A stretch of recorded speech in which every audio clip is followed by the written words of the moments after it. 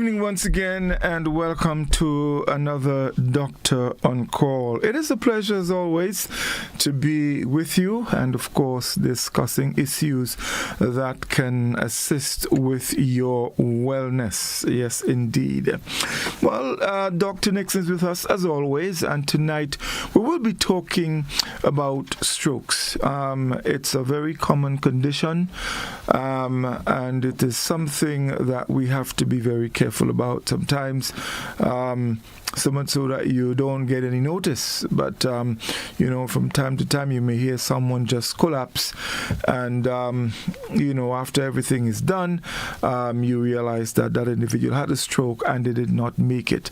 Some people do survive 1, 2, but as much as possible, if we can avoid it, then we would be in a better place. So we welcome all our viewers on GBN Television 7 and 11, our friends on our Facebook page, GBN Live, that is, our YouTube channel, and also on K105 FM. Doc, good evening. Welcome. It is a pleasure again to be here to discuss matters of wellness. How are you?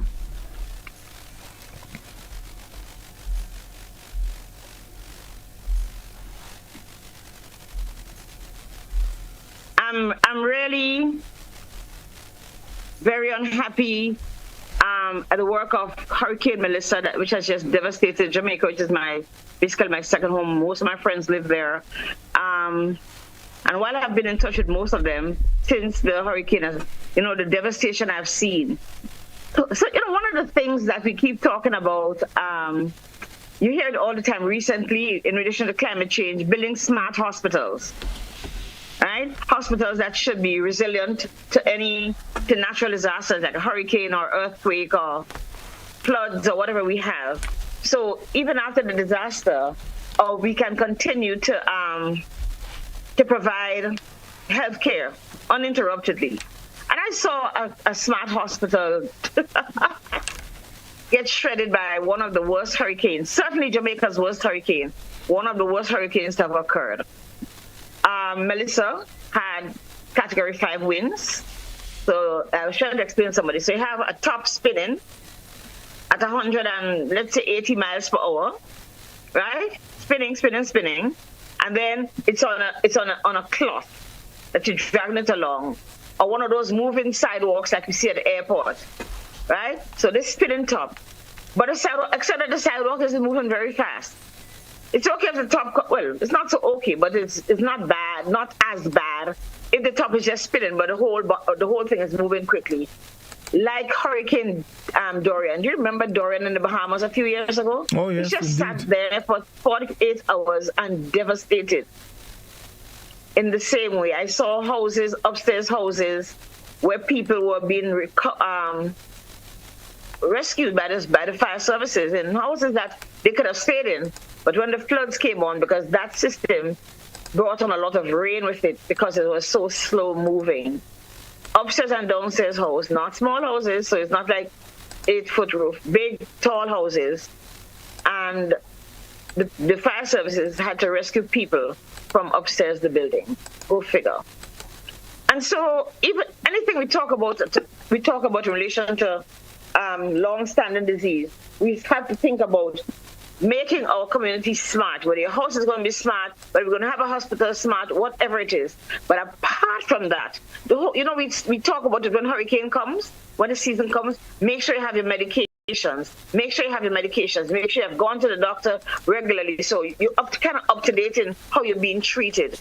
Those are some of the things that worry me tonight, because I've seen 3 or 4 hospitals that feed into one bigger hospital that has also been damaged. Quite badly damaged beyond ability to be used. Okay, so those are the challenges. I want people to remember that is one of our challenges. We always at risk for having some major disaster in our territory. Was yesterday when we had 4 earthquakes in the area, 10 earthquakes in the area in a matter of 4 hours. That's a lot. And while some of them we didn't feel any, but they're in our region. And while some of them weren't so strong, there was a 6.7, which is big enough. And we know that having an earthquake can actually cause the occurrence of a tsunami, which means water rushes rapidly from the ocean into the country. So we kind of need to be prepared, because what happens when you have natural disasters, we are displaced. Okay? And a lot of us wait till our medication finish and we don't go for more and all the rest. You need to have a few days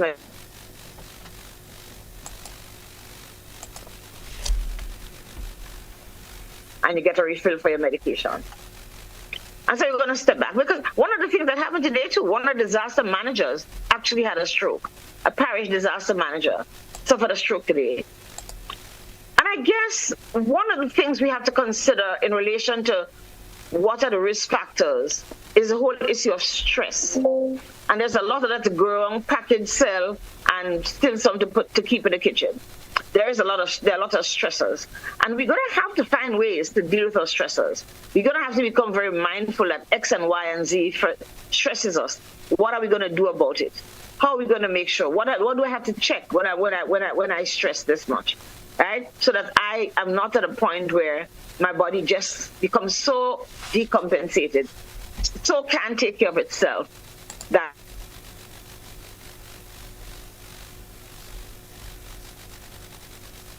and I actually have a stroke.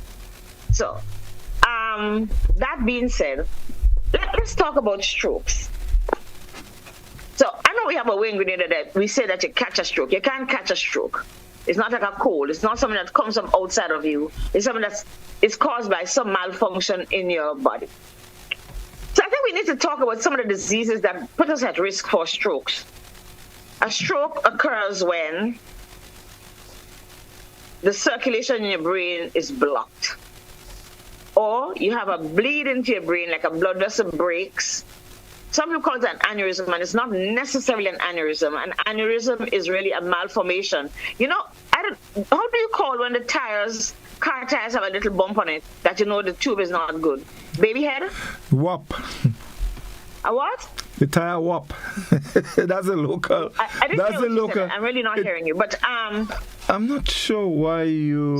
So just imagine you have a blood vessel and then you have this little bump inside. It's obviously a thinner part of the blood of the blood.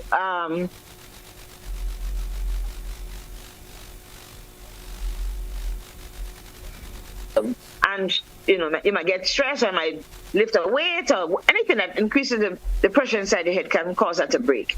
And that will also cause a stroke. An aneurysm leads to a stroke. But there are two mechanisms of getting a stroke.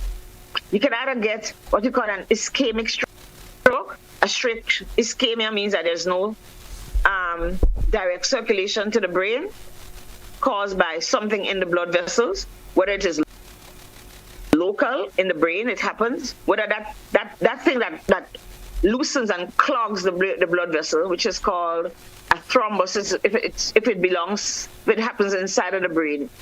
If it was growing inside of the brain, and we'll talk about that in a minute, or it can be an embolus if it comes from another part of the body. But it doesn't matter what it's called, because it does the same unsafe, sadly, action. So, I said a stroke occurs when the blood vessel, the blood flow to the brain, or there's a sudden stop, so there's a sudden break of a blood vessel, right? And what it does is prevent oxygen in the bloodstream that is carried by the red blood cells and food from getting to other parts of the brain. Tends to happen a lot in similar spaces. That's why we all have the same manifestations when we get a stroke, you know. One side is affected, blah, blah, blah. Now, what makes your blood vessel have things in it that can get loose? So then there's some diseases that might put you at risk, like sickle cell and other diseases where your red cells can clot together. Some people have large volumes of red blood cells, and it's very difficult. They get very thick and they move sluggishly. Do you remember during COVID when people were dying, they discovered a lot of people had strokes because the blood cells during that time caused by the COVID-19 virus the blood cells were clotting together. And so when they get to the smaller areas of the brain, they will just stop the circulation. People had strokes and died. But COVID was new, and we were just learning. But like I said, there are some diseases. Anything that would cause you to have clots in your brain, in your blood vessel, clots, a ball of cells coming together or whatever, can make you have a stroke by simply cutting off the circulation to the parts beyond that. So one of the things we talk about having plaques. No, arteriosclerosis simply means the arteries getting hard. Okay? And they get hard because you can have these plaques formed. A plaque is a piece of, flat, it can grow anyway, a piece of tissue that's not supposed to be there, and it's harder. Usually when we have high cholesterol, that cholesterol may get in under the lining of the blood vessels and form a plaque there, and it gets bigger and bigger. And then one day it gets too big, or the blood pressure could be high, right? But it gets moved and it goes to a point where it can't go anymore, and the person gets a stroke. All right? And I'm talking about sickle cell because one of the things that happen in our children that have full-blown sickle cell is, in fact, strokes. 40% of our children with full-blown sickle cell disease can have a stroke. So Go figure. We think that our children can. There are also cases of children with malformations of the heart, right? If the heart cannot pump very well. People who have had damage to the valves because of high blood pressure or otherwise. People who have damage to the valve because in cases of rheumatic fever where you do get damage, so the valves don't move as well, and the blood cells will catch against them, and eventually they build big enough to have what we call a thrombus, which is the same clot that goes from a more distant part to the lung, to the brain. So.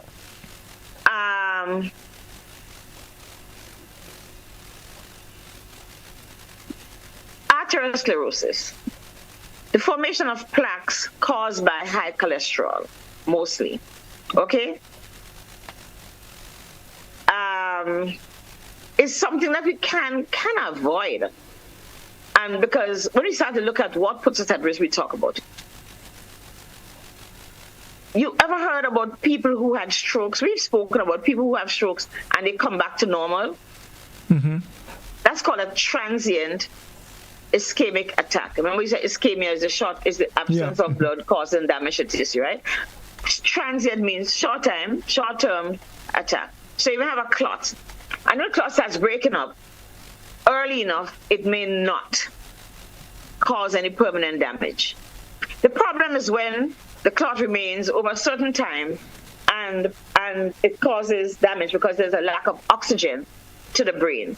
Okay? Transient ischemic attack, person might be a little confused, they might slur, they might have a little bit of weakness, but they go to the hospital, and oftentimes there are medications you can give if patients come early enough. Okay? So that's a transient ischemic attack. And luckily, a lot of us do get TIAs, right? People also call it a mini stroke. All right? People also call it a mini stroke. And we have seen it. The person had a stroke this morning, and the doctor sent him home, but it's because he's really better. So you have the clot, you have a transient ischemic attack, and then you have the bleeding stroke, where the blood vessel actually breaks. Okay? Breaks open. Right? The leak from the thing is like, think of a pipe that's leaking and you have a load of clothing, right? Pipe is leaking rusty water. You can identify exactly what it is. So what happens? You have this bleeding, and often sudden. You can have a break because a stroke is often a very sudden onset thing. You have this bleeding into the brain tissue. Not only does it prevent further oxygenation and feeding of the brain beyond that, but it also causes swelling, right? And raised pressure in the brain that can make it a little better, okay? And what will happen, it will damage the cells. And often, because of sometimes the bleed spreads so wide over the brain that you have widespread and irreversible damage to the brain. And that's what happens to some of the people whom we see that are still walking around. All right. So, what are the conditions that make blood vessels in your brain more likely?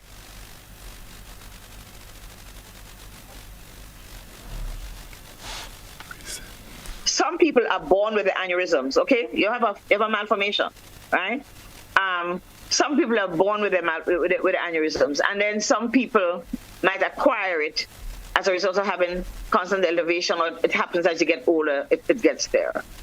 And then you may have malformations where the arteries and the veins not really in the proportion or the relationship that they should have anatomically. That's not how they should be relating to each other, right? And so you have these tangles of poorly formed arteries and veins that can also break into the brain. They're already not very well formed, so they're at greater risk for breaking. And then, of course, our best friend, high blood pressure. And I tell you, we talk about it all the time here. It rains, and it rains heavy, and the river breaks its bank, right? Doesn't it? Mm-hmm. The river would break its bank. It rains heavy, and it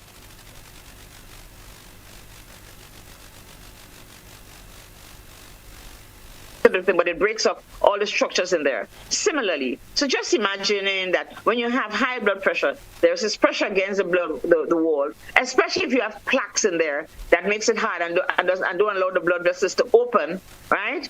And at one point, they say pressure bust pipe. You ever heard that? Mm-hmm. Right? Mm. If it's too high, and we've seen pipes in a house break because of the water pressure that comes from outside. Similarly, when you have elevated blood pressure, right, they can break. All right, especially like I said, if you already have an aneurysm. All right. So what can make us have strokes? We spoke.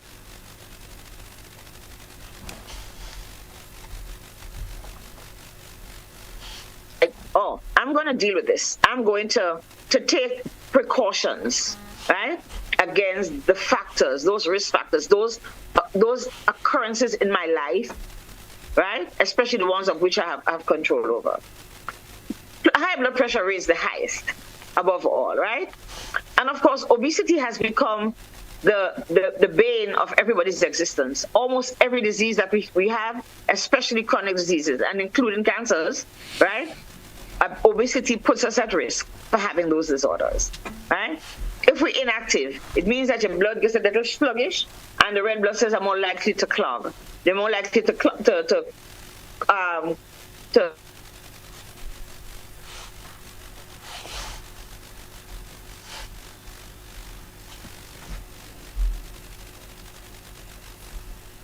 leads you to having diabetes, right? And diabetes should actually be a risk factor, okay? And of course, smoking. Why smoking? Because smoking actually makes smoking makes your arteries hard, the blood vessels hard. The blood vessels that take blood from the heart into the different parts of your body are called arteries.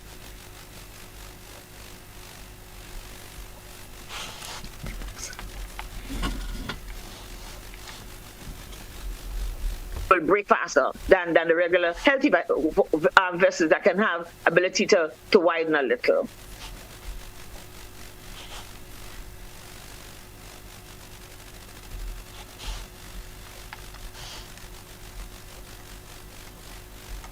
Who has diabetes will have elevated blood pressure. Don't ask me why it happens, but it happens, right? And other things like when we said other diseases, we mentioned them, having coronary artery disease, if you have had a stroke, if you've had a heart attack, if you have poor circulation within your heart, usually a doctor will put you on blood thinners, because if the heart is not pumping very well, there's always that little lag time that gives the red blood cells a chance. And if you have high cholesterol, everything to make a little ball and send it out there. If your heart is not pumping rhythmically, you have atrial fibrillation, right?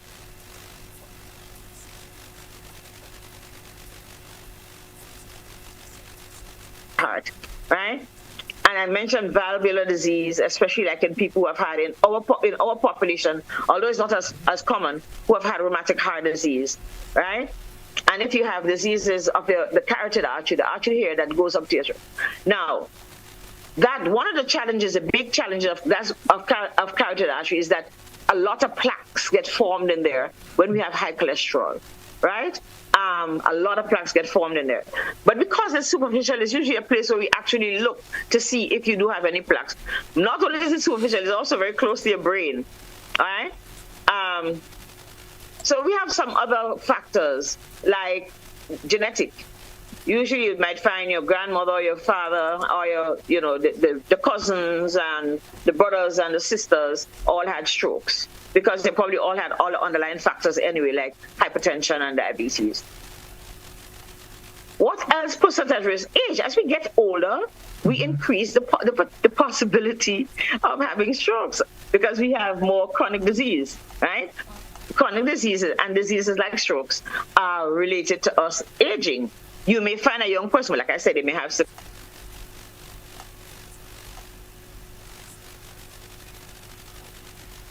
is much higher as you age. Okay.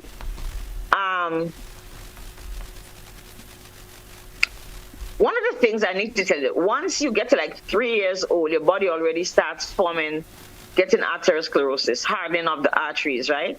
And that is why I said it's so important to have a diet that doesn't make your arteries any harder. Watching the fats, exercising, using high fiber diets, and living a healthy lifestyle is very important generally.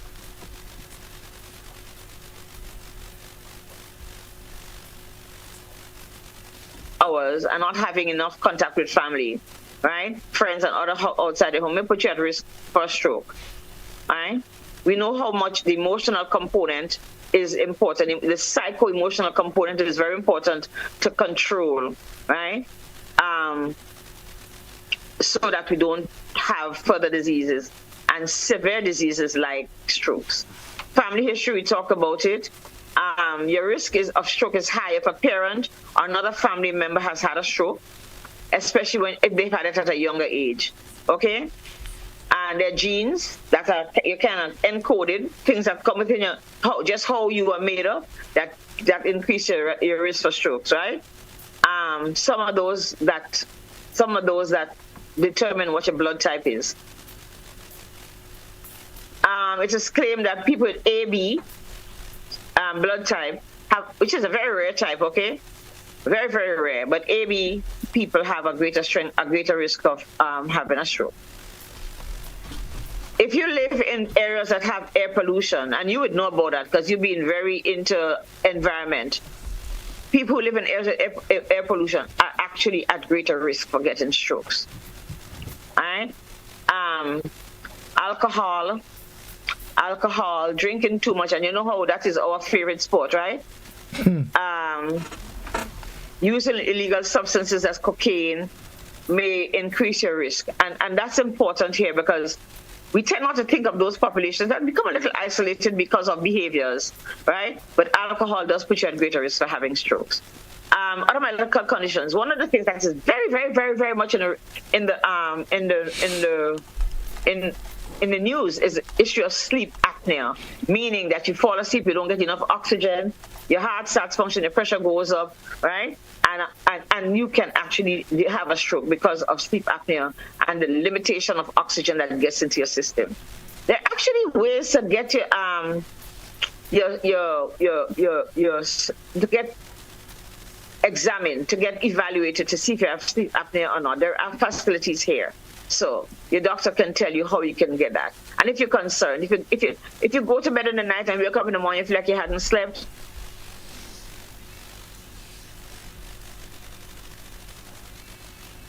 having sleep apnea, and that does put you at risk, certainly for hypertension.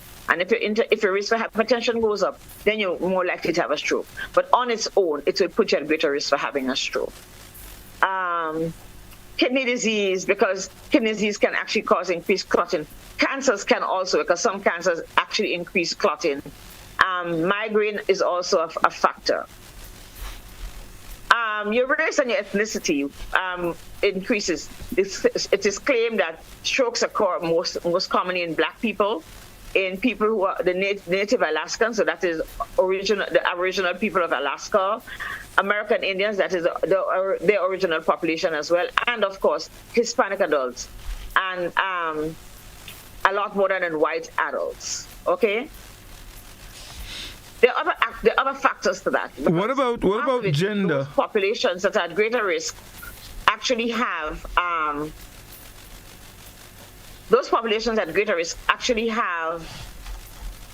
less access to care, especially primary care, and so all these diseases are allowed to occur. All the predisposing factors will happen in their lives because of lack of access to primary care, in particular, where we tend to practice a lot of early diagnosis and above all, practicing prevention. Gender. Gender would play a risk. At younger ages, men are more likely than women to have a stroke. So if you're drinking and your pressure high, and you're smoking, and you have high sugar and stuff, and you're a male, and a younger male, I don't mean 21 and 30, I mean even like 40, you would be at greater risk for having a stroke. Okay. Does that change with age, though? I mean, the gender. I'm not hearing you, Gordon. I'm not sure why you're not hearing me. My audio is all the way up. But we can fix that in a break. We'll try and fix it. The same thing happened last week. I'm not sure what is causing that. Go ahead. I'll try and listen. Now, I was asking the issue of gender. You said men are more likely at a younger age. I'm asking at a younger age. Yeah, women at an older age. I'm asking if that changes with age. If it what? If it changes with age. It changes as we old. Women, we tend to live longer to start with. So if you live longer, you can have those diseases. The likelihood of having them, we are the population that gets a little older than the men. So remember, I said earlier that the older you get, the more you're at risk for having a stroke and challenges, right? Women who take birth control pills are at greater risk for having clots and having strokes. So especially those women who wear those very tight pants, right, and compress their circulation, there's a greater risk for getting clots generally, and we know it's in relation to pulmonary embolus, which is basically a clot running to your lung and in the wrong part of your lung that makes you, and it can be fatal. It often is because people do not suspect it. Alright? So women who take birth control or use hormone replacement therapy are at higher risk. So you need to know so you can find out. Okay? You need to know what is happening so you can look for challenges in your coagulation. We are at greater risk in pregnancy because some women do develop hypertension in pregnancy, called preeclampsia, or eclampsia if they have physical symptoms where they can fit and all the rest, right? Mm-hmm. And even it happens in pregnancy and even within the earlier weeks of the postpartum period after having given birth, right? And so, and they claim that viruses and some conditions, we talked about rheumatoid heart disease, but also arthritis, rheumatoid arthritis, lupus, right, cause inflammation of the lining and put you at risk for having, because if the lining of the blood vessels is interrupted, the cells will kind of get.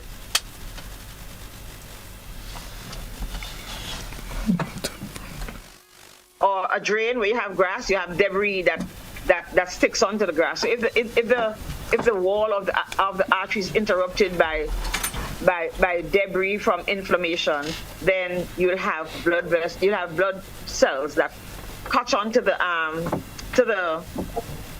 they adhere to that and make a ball that will eventually go. Any questions? Right. Is there And I'm talking here time now. So we know what happens when people get a stroke. We're kind of familiar with some of it. But is there a window? And I'm speaking about window here in terms of, are there any signs that one can pick up or point to sort of give an indication that an individual might or could be getting a stroke? Yeah, and it has to do with changes. Somebody might just have deficits in their speech, might get a little slurred. Or you might see the face lean a little, right? The eyes close a little. They can't talk and they're confused, okay? Those are the things. So if you're with a family who knows that they have hypertension, it is important when you see changes in the behavior. And it might just happen when you're out at a family picnic, or you go to church, or you just going in the car from home, and all of a sudden the person is not speaking anymore. Okay? All of a sudden the person is not speaking anymore, right? The person would have become confused, not understanding what you're saying, not being able to speak and explain. You might ask a question that just makes no sense to them, or they may respond to you inappropriately. So like I say, Godfrey, where did you put the green notebook? And you say, see Deborah coming there, call her for me, please. You understand? Mm-hmm. Totally inappropriate, incongruent responses, right? Coordination and balance. They may also have lack of coordination and balance, so they can't walk. You might find them stumbling because they may be getting weakness on the face or the arms or the leg, and you may see the face drooping a little, right? And the person may not be able to see properly, especially if they have an eyelid that drops, that becomes ptosis. And in saying this, it is very important for us to recognize very early what are the symptoms, whether somebody is having a stroke. Why?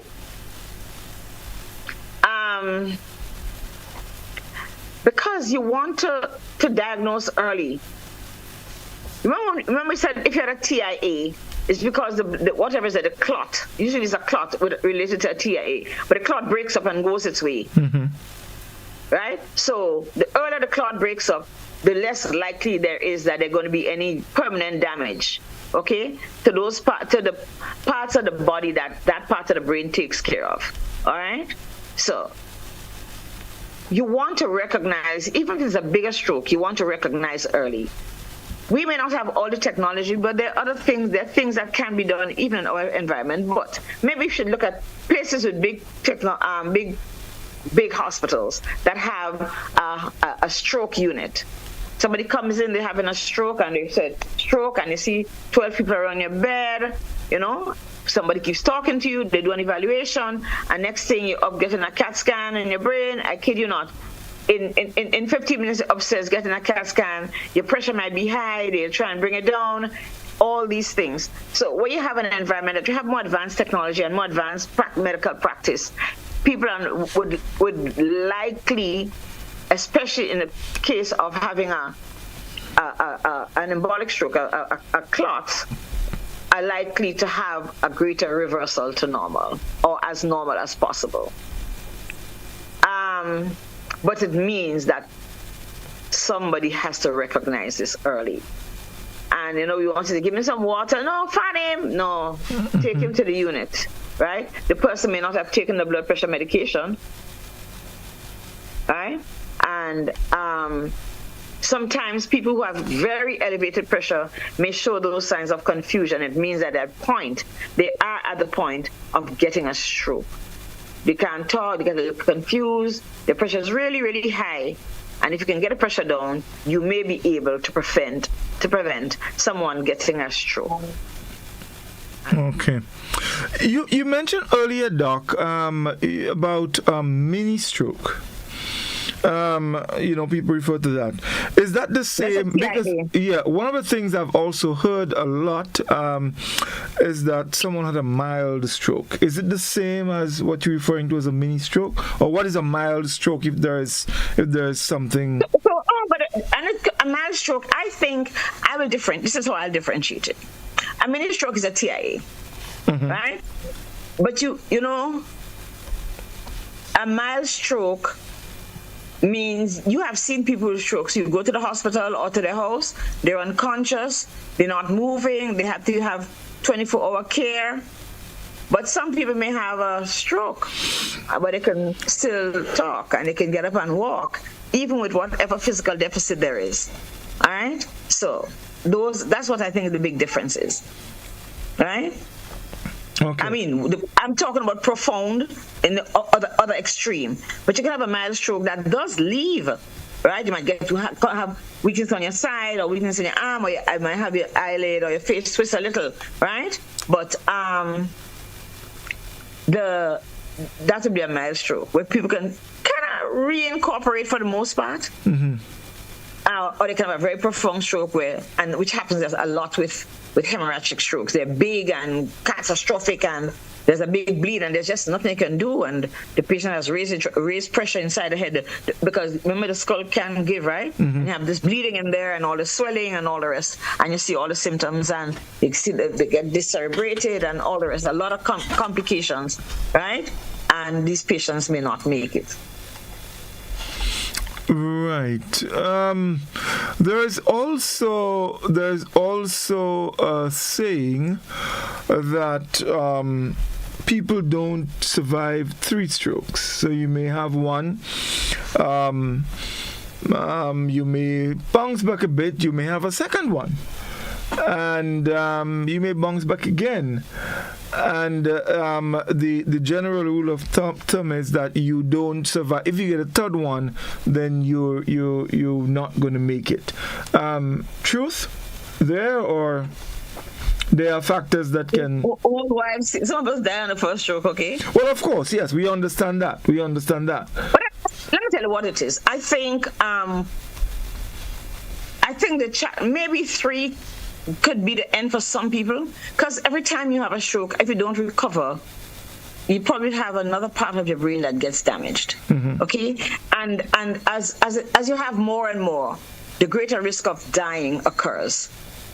And that third stroke may just be that big one, you know, like Sanford and Son. This is a big one, Elizabeth, right? The person has a stroke, but they already have so much other parts of the brain that's been affected. You just may really hit a very essential part like the respiratory system or the rest. And like I said, the raised intracranial pressure, the inside of your head becomes so swollen that your regular body functions cannot be managed because your brain... And I think this is something very critical and instructive here. This raised intracranial pressure, so you can't breathe properly, and breathing especially. Right? Yeah. So I was saying, and maybe it's a good time to get people to understand how important the brain is, because without the brain, most, or if not all, body functions, they're nothing. You really cannot do anything without the brain, being that person or that organ, so to speak, that guides and keep everything going. So, for example, someone gets a stroke, and one part of the body, let's say maybe the right or left side, remains sort of almost immobile, but the stroke is in your brain. So why does one who have a stroke not able to probably move their left arm, or why is it that when they walk the knee doesn't bend and all of that? Why is that so? Are you asking me? Yeah. I mean, because more for people to kind of get a good understanding of how important the brain functions are. Yeah. All of everything that's going to happen in the body, the brain is the boss, okay?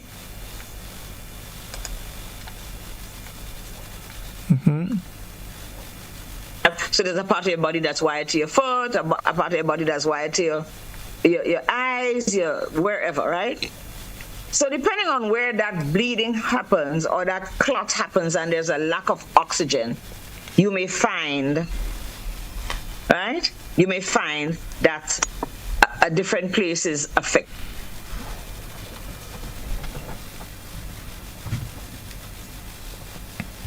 brain is what's affected. All right?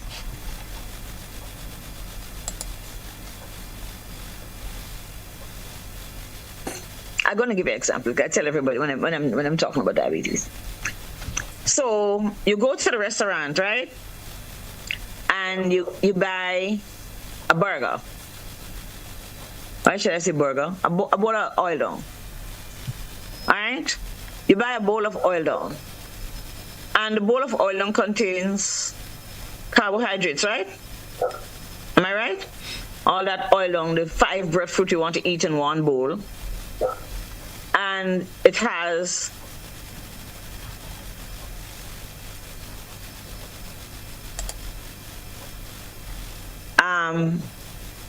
a piece of chicken breast that has protein. A message gets to your brain and say, hey, Godfrey just had oil down, and in that oil down, there's that. And your brain automatically sends a message back to your salivary glands to provide saliva with ptyalin to start to digest the starches, more in your stomach. Do you understand? Mm-hmm.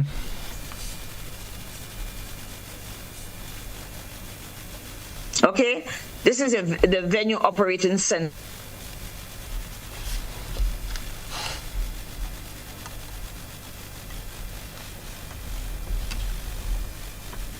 The message can't get there because the tissue dies, okay, and it's manifested in the deficit, in the loss, the inability to function of whichever part is.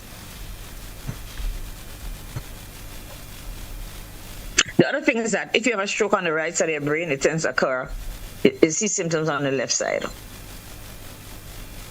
Mm-hmm.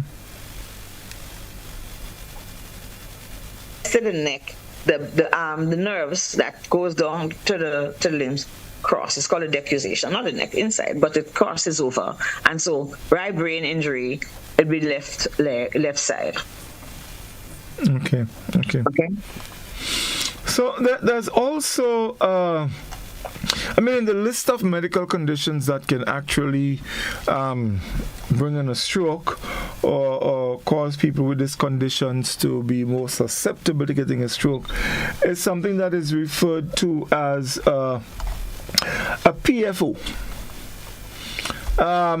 Patent foramen ovale. Can you share a little light on that? Basically, referring to a hole in someone's heart. How can that? But that's very rare. It's just as the same as having a patent foramen ovale, mm-hmm. right? So when you're in your stomach, right? When you're in your mother's womb, you don't breathe. So that is why when you come out of the womb, they tap your bottom, and the surprise makes you take a deep breath. And these holes that have been in your heart, because the blood circulation is different while you're in the uterus, mm-hmm. right? These holes that have been there, when you breathe, they all close up with that big breath. That is why we want a baby to breathe. Well, apart from that you want him to get oxygen to his brain once he's born. You don't want to miss anything. So some people do have patent foramen ovale. Some people have more than one ovale that's patent. Okay, there are others. Mm-hmm. And that is kind of similar to having a malformation in a valve, because there is, instead of the blood come up to the right and go down to the left and come back up to the left and go back down to the right and whatever way it goes, right? You have mixed.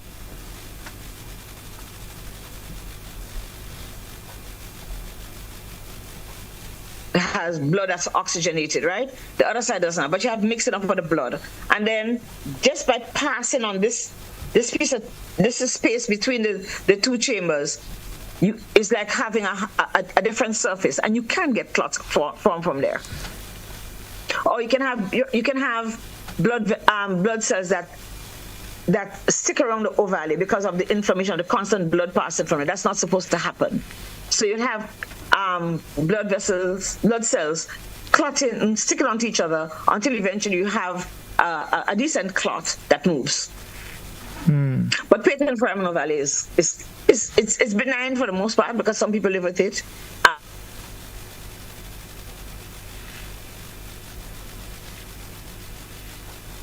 And it's not very, very, very common. Right. So the other thing, usually after a stroke, there are a number of complications or there are changes that the individual would have to live with. Of course, some of the common ones we know is immobility on one side of the body. All right. So aside from that, what are some of the other complications that people can experience after a stroke? And I guess the complications the person with exchange will experience will depend on the severity of the stroke, right? Right, yes. Remember, you could have had a TIA too, okay? Yes, yeah. And you could go back into life. And I think it's more than the complications. I think is how do we get to being our best selves again? Mm-hmm. Because mobility tends to be one of the challenges. But then somebody with a severe stroke will have difficulty to speak, so they may not be able to express what their needs or how they feel. That puts patients at risk for having other diseases they can't explain, because I can tell you my head is hurting me. Mm-hmm. No. But maybe if I had a stroke, I could be having a severe headache. And you can't say anything. And you can't express. And so some people may die from things that they normally wouldn't die from it. Mm-hmm. Maybe you get another stroke. You can't say, I'm really having a pain, because you simply can't move. The other thing is, one of the symptoms that we have with people with strokes is that they have aphasia. They either don't understand what you're telling them, or they can't express what they would like to tell you, or both. Right. So they can have sensory or I don't remember the other one. Sensory is when they can't take it. I tell you in a while, right? But what if the person is able? So they're not able to express it, maybe verbally. Yeah. Are they able to? Would they be able to write it? You'd have to repeat that because your camera's stuck for a while. Right. So I'm asking. Someone with that kind of problem that you mentioned earlier, not being able to express what they're feeling, would that person be able to write it then? That is if they don't have immobility, or they don't. Maybe not. Maybe.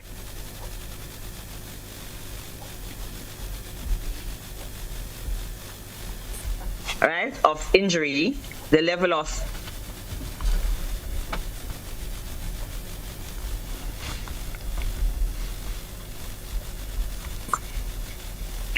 And so the other thing that comes important here is the whole issue of rehabilitation, right? So where you don't have somebody who's profoundly ill, you already want the person to start moving, right? People might have to learn how to feed themselves. They might have to learn how to write, relearn how to speak, right? Challenges with swallowing is one of the biggest problems with people who have had strokes. So the speech therapist comes and works with the issue of swallowing while teaching them to speak. Of course, we need more services in that area, because a lot of people do not get. Some people get some people can actually get some therapy, but the ongoing therapy that's required is not available because we don't have enough facilities, right? You're always at risk for getting another stroke if you've had a stroke. So you really just have to spend more time dealing with the factors that put you at risk for getting a stroke. So in the case of people with sickle cell, for example, the sicklers, and that's people who have full-blown sickle cell, right, get a drug called hydroxyurea. Hydroxyurea actually keeps the red blood cell from sticking together, because that's one of the characteristics of people with sickle cell. First of all, it's abnormal in shape. Instead of being round, it gets it takes on a sickle, like a sickle, like a half moon, like how the moon is tonight, right? And but they get this sticky. They're stickier than the regular cells. The regular cells should not stick together. So the hydroxyurea prevents the stickability of the cells, and so they're better protected from having clots. right? And it also helps you decrease the pain in the sicklers, right? And people who don't move are at greater risk for having clots. So if you have a child who has pain all the time, or an adolescent, or even an adult who has sickle cell, who has pain all the time, they're not moving around a whole lot, right? So it is likelier that they will have more clots formed because the blood is not circulating as fast as it can. If the blood cells are already at risk for sticking together, and you're giving them a greater opportunity, then you can have that challenge. So, being able to prevent it, and people who have malformations of the heart, people with arteriovenous malformations, people with carotid artery challenges and stuff, and often put on medications that tends to prevent clotting. So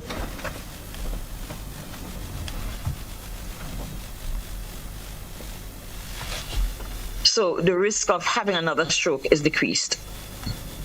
Right? Mm-hmm. But taking care of the underlying disease is probably the most important factor, right? And so what we need to do, what is essential is how do we prevent strokes to start with, right? We prevent strokes by recognizing the factors that lead us to it. How do we do that? We need to go to the doctor when we're young. We need to get our annual checks. We need to be able to identify what are the challenges in our family. Did my mother have a stroke? Yes, she did. Did my grandfather on the other side have a stroke? Yes, he did. My risk is increased because we talked about the genetic component, right? One of the problems we have is that our young people do not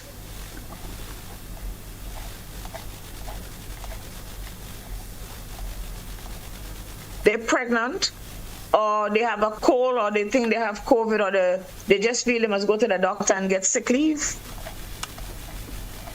We have to get into the habit of doing regular checks to make sure we're balanced, to make sure we're not at risk of having diseases as severe as having a stroke.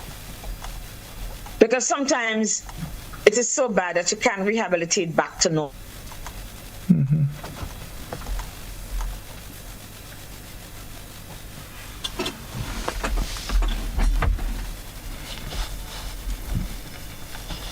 Only alive and you had a stroke and you couldn't go to work, right? You would be in trouble. Your family would be in trouble. The quality of life for your family would be totally decreased, right? And then you have to get medications. How do you buy your medications if you don't work? Okay? The other thing is that the whole diabetes and hypertension together, Bonnie and Clyde come together, and it's really a bad combination. So we really have to make sure that our diseases like hypertension and diabetes are under perfect control. And I keep telling my patients, I had a patient who told me for the first time she had her sugar was down to 100, and I'm very happy. You know why? Because you can achieve it. Okay, so we as caregivers have to encourage patients. If you have a patient who is running blood pressures like 190 over 90 or 160 over 100, and they start to follow the rules and try to make them modify their lifestyle and stuff, and one day they might be 150 over 70. Guess what? If you reach 70, you can reach 70 again, right? Or they might come and be 130 over 80. That's not where I want you, but you're heading there, mm-hmm. Right? They need to be encouraged, and patients mustn't give up. They mustn't give up when they don't reach goal. And of course, we have to establish goals for our patients. We have to say, here's where we can work. You think you can do this? If you can do it once, you can do it twice. And if you can do it twice, you can do it. That's even nicer, right? And you can keep doing it. So we need to encourage our patients as well. One of the things I think people who have diseases, chronic diseases like hypertension, obesity, diabetes, already having heart disease and stuff, there's a program called the CDSMP, and we've spoken about that years ago. Chronic Disease Self-Management Program. What it does, right? It's available in a primary care setting. What it does is offer patient an opportunity to understand what it is I'm working with here. How how do I control it? So the morning you get up, your sugar has been fine, right? Nah. I like 110 either way, whether you're fasting or whether it's I like 100 whether if you're fasting, and 110 maximum. I'm not very flexible with that because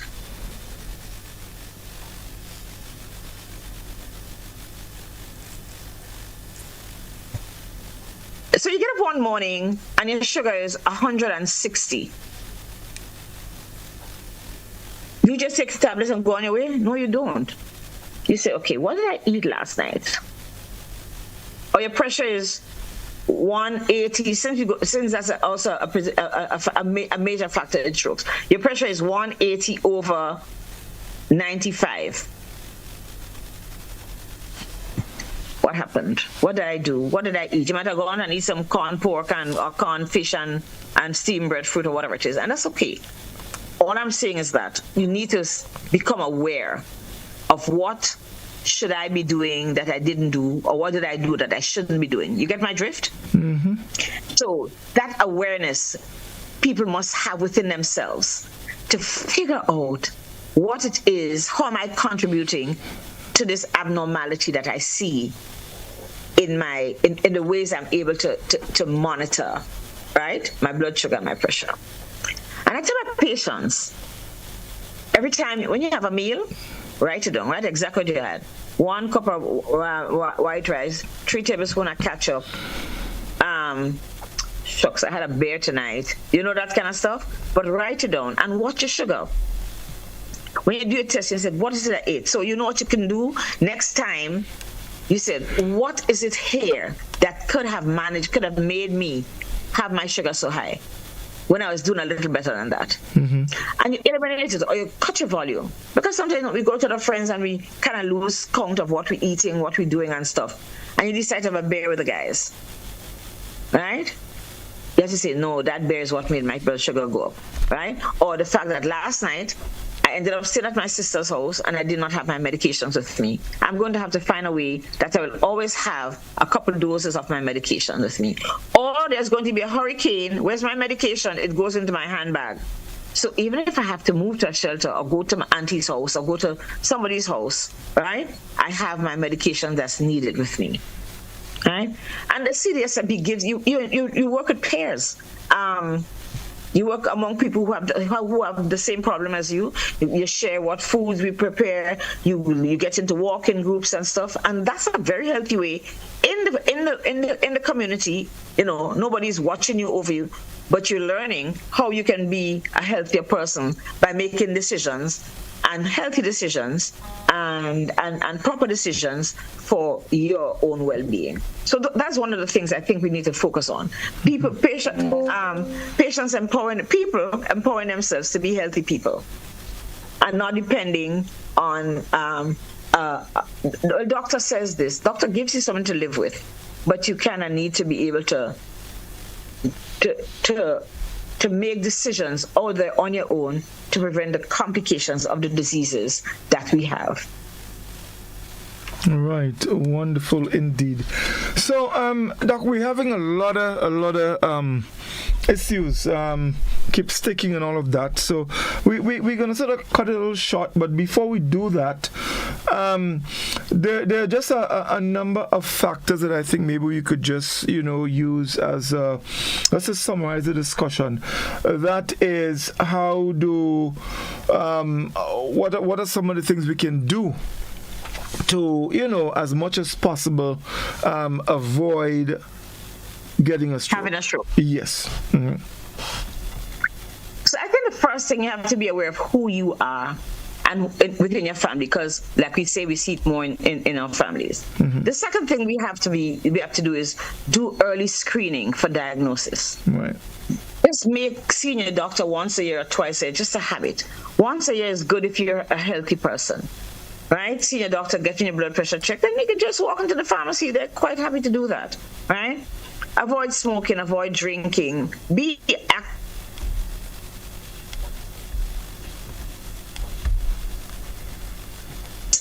If you do already have those diseases, it's important that you stick to whatever regimen you and your doctor are working on. So, like, for example, I don't start my diabetics on medication if their sugar is just a little high. We work on the food, and even if I have to give you medication, we really would like you at one stage of your life eventually to come off taking medications, because you're so in control of the life that you're living that you can manage your diabetes by lifestyle and food.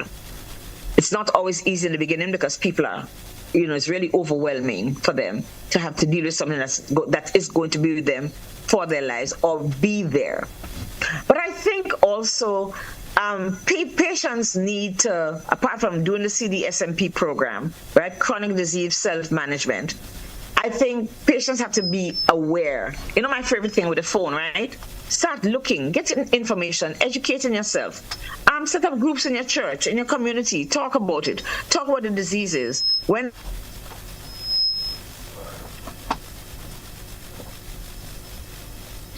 hypertension and those other things, right? And ask your doctor questions. Ask him questions. Because, Doc, my mother has had a stroke. I don't want this to happen. What should I do? Right?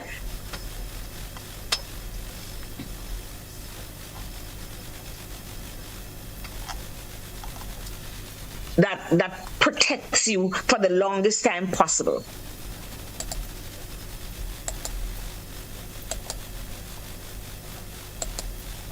If you don't protect yourself early in the game, you might end up getting a stroke earlier than you want to get it, or earlier than you could. Mm-hmm.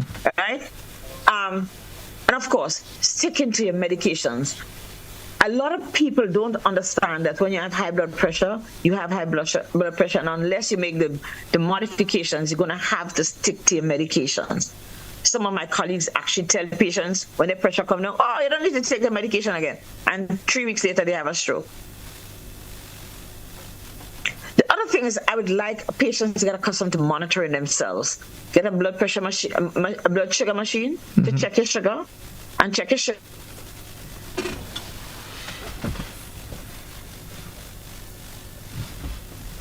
Okay, if you eat dinner at 6 o'clock, when you wake up in the morning at 6 o'clock, you shouldn't have had anything, so your sugar should go back down.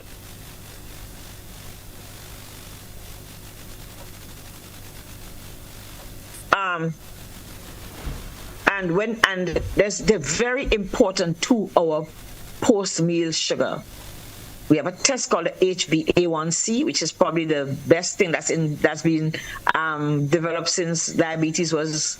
We trying to manage diabetes, which gives us an idea as to how high your sugar has been 2 hours after your meal, simply because after you've had a meal, 2 hours later, in normal basal conditions, sitting in your house watching TV, listening to a doctor on call, whatever you're doing, 2 hours after you've had a meal, your sugar should come back to normal. Mm-hmm. Should come back if your body is functioning normal.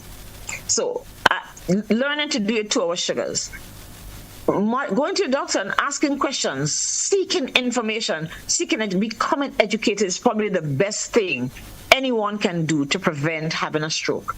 What are the things that make me have a stroke, and how can I prevent them? Right? And of course, the diet, the nutritional part of our diet, where we get rid of the trans fats, and so we don't eat a lot of tinned meats, and except we have like salmon and tuna. And even then, they have all the salt, which puts us at risk for having high blood pressure, right? So having a good nutritional practice is very important. I hear they say we better start planting our own food, because the foolishness that happened in North America, right, can really affect us. So we are going to have to become self-sufficient with food, right? Instead of having big lawn, we can plant a garden. Right? So prevention. When you do have disease, and information, prevention, information, lifestyle, right? And constantly, regularly following up with your physician. And of course, being able to identify that something is wrong. Know when your pressure goes up. You can feel it. People say you don't feel it. Yes, you do. Right? It's just that because it doesn't hurt, we don't pay attention. But sometimes you get the breathlessness, or you get the heaviness in your head, the lightness, or the lightheadedness. Just check your pressure. Manage your stress, because a lot of people under stress actually get these hypertensive crises, and eventually they can have a stroke just from your pressure just shooting up suddenly. So I think that's all I can think about off the bat.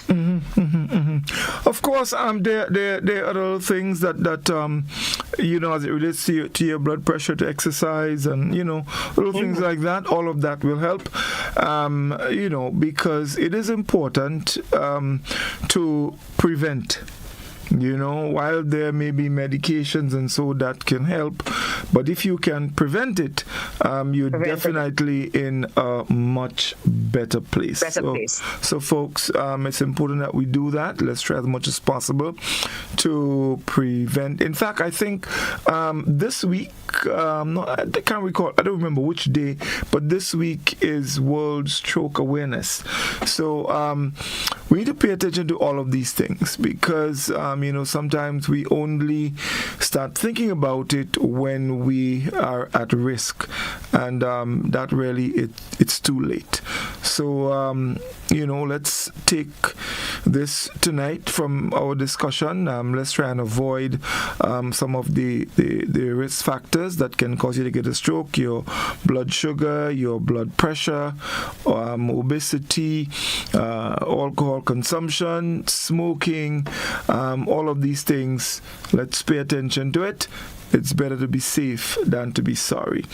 So this is where we're going to put a wrap on it this evening. We've been experiencing a lot of, internet issues, and so hopefully that should be rectified, in the coming days, so that we can get back to a normal. Normal scheme of things. Let's keep the people of Jamaica in our hearts and minds, because tomorrow is not going to be a pretty day to look out. I've seen 3 hospitals. Mm-hmm. Well, in fact, I was while you were doing the summary, I just took a little peek at the satellite photograph, and the eye has now moved away, but of course the other side is still giving Jamaica a pounding, but the fact that the eye has moved away means that it seemed to be moving up, and of course the people of Cuba, they now have to brace themselves.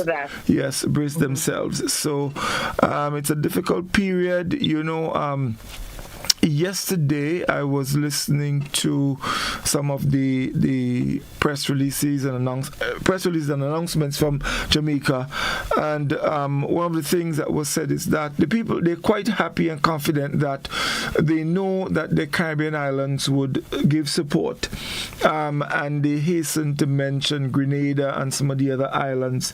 So I'm sure after this is over, there'll be calls for support, to get items to Jamaica. We trade a lot with Jamaica. A lot of their products made there, for example, Grace Foods, the world brands, they do a lot of stuff in Grenada. Grenada also shipped to Jamaica. So we do have very good relationship with Jamaica. So let's keep them in our hearts, in our minds, in our prayers, and hope that... And sadly, first of all, St. Elizabeth is a breadbasket, and St. Elizabeth has been devastated. Oh yes, right? Yes. So they're not going to have food, grown food. St. Elizabeth is where food comes from. Yeah, I noticed the hospital in places like Black River and the other areas totally gone. So it's bad. Actually, this hurricane has created some records. The lowest pressure. And we were seeing the pressure just keep going down and down and down, and all of that.